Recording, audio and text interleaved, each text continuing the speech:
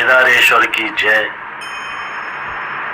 आज की आध्यात्मिक चर्चा में मैं भगवान केदार महिमा के गान के दूसरे भाग में आज आपको 80 और 90 के दशक में यात्रा कैसे होती थी इस बात का प्रमाण मैं आपको देता हूँ। वो समय ऐसा था जब कष्ट था तो आध्यात्मिक भक्ति, अध्यात्म का जो ऊर्जा होती है वो सबसे हाई थी, ऊंची थी। आज जितनी ज़्यादा सुविधाएं मिली हैं उसमें अध्यात्म को कम देखकर आंका जा रहा है, क्योंकि लोग भक्ति कम और भगवान का जो वातावरण है उसको अपने मोबाइलों में खींच खींच कर भक्त बने हैं। असली भक्त तो वो होता है जो भगवान के मंदिर को देखने के लिए घर से ही अगर सोचे कि हे भगवान केदारनाथ मैं तेरे दर्शन के लिए आ रहा हूँ, तो उसी समय आपको एक अश्रुधारा जो भाव है भगवान की भक्ति का वो अश्रु भाव आता है और उसके बाद ही भगवान का बुलावा आपको उनके दर्शनों के लिए आता है। वो दशक बहुत ही कष्टदायी, लेकिन जो पुराना रास्ता था गौरीकुंड से रामबाड़ा से गरुड़ चट्टी से जो केदार का रूट था वो आध्यात्मिक रूट था, जिसमें सारे रास्ते पर साधु संत बैठे रहते थे और आशीर्वाद देते रहते थे। जब चलते थे तो कभी कभी ऐसा होता था कि रामबाड़ा से जो बिजली के तार हैं वो भी बर्फ से दबे हुए हैं और उन तारों को पकड़ कर हम कभी भगवान केदारनाथ पहुँचे, क्योंकि हम जिस विभाग में सेवारत थे वहाँ पर्यटकों के आवास के लिए जो बंगला था वो बना था, उसको खोलने के लिए जाते रहते थे।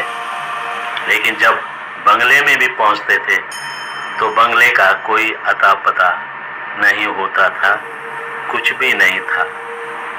फिर भी मैं आज इस दूसरे भाग में भगवान केदारनाथ के बारे में एक और जानकारी आपको दे रहा हूँ। केदार का मतलब क्या होता है? केदार का अर्थ होता है दलदली भूमि।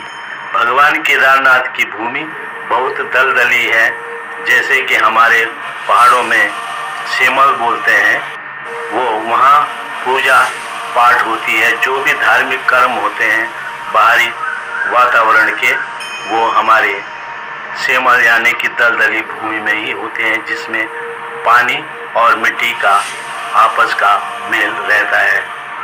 तो केदार का अर्थ है दलदली भूमि, तथा केदार का दूसरा अर्थ है जिस भूमि की पवित्रता से विषय विकार, काम, क्रोध, मद और लोभ का ढलने हो जाए, मतलब ढल जाए, विकार खत्म हो जाए, उसी भूमि विशेष नाथ को केदारनाथ कहते हैं। पौराणिक आख्यान से हम इस निष्कर्ष पर पहुंचते हैं कि जिसने केदारेश्वर के दर्शन नहीं किए उसका जन्म ही निरर्थक है। कुंभ राशि में सूर्य तथा बृहस्पति हो जाने पर केदार के दर्शन तथा स्पर्श ही मोक्षदायक होता है। इस भूस्वर्ग केदार में पहुंचकर भगवान शिव के दर्शनों का सौभाग्य प्राप्त हो जाए तो दुख स्वप्न में भी कभी नहीं होता है। ऐसा भी कहा जाता है कि माँ भगवती सती के 11 अंश ज्योतिर्लिंगों में गिरे, जब कोई अंश ना बचा तो शिव स्वयं लिंग के रूप में स्थापित हो गए और असीम दुख में डूबे हुए भगवान की आंखों से गिरे आंसुओं से जो भूमि दलदली हो गई, वही भूमि केदार कैलाश के नाम से आज जानी जाती रही है। बोलो बाबा केदारनाथ की जय। जो यात्री इस प्रकार से कहते हैं कि हम कभी न कभी श्री केदार बाबा के दर्शन करने जाएंगे, उनके पितर 300 कुल समेत शिवलोक में जाते हैं। यही सत्य है, इसमें कोई संदेह नहीं है कि जिस प्रकार से सतियों में सती, पार्वती, देवों में देव हरि विष्णु श्रेष्ठ हैं, सरोवरों में समुद्र श्रेष्ठ है, नदियों में भागीरथी गंगा, पर्वतों में हिमालय और योग में याज्ञवल्क्य श्रेष्ठ हैं, इसी प्रकार भक्तों में नारद श्रेष्ठ रहे हैं, कहे गए हैं। तो शिलाओं में शालिग्राम की विष्णु शिला श्रेष्ठ है, वनों में बद्री वन श्रेष्ठ, तो धेनुओं में कामधेनु सर्वश्रेष्ठ है।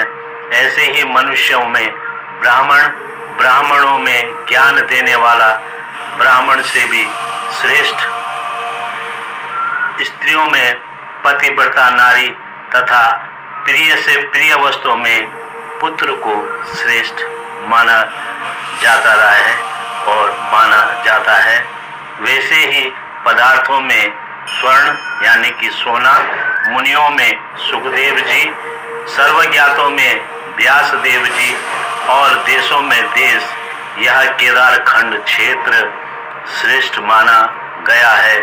मनुष्यों में राजा, देवताओं में इंद्र, पुरियों में काशीपुरी, अप्सराओं में रंभा, गंधर्वों में तुम्बरु और क्षेत्रों में यह केदार क्षेत्र सर्वश्रेष्ठ माना गया है। भगवान भोलेनाथ बाबा केदारनाथ की जय। बाबा केदारनाथ की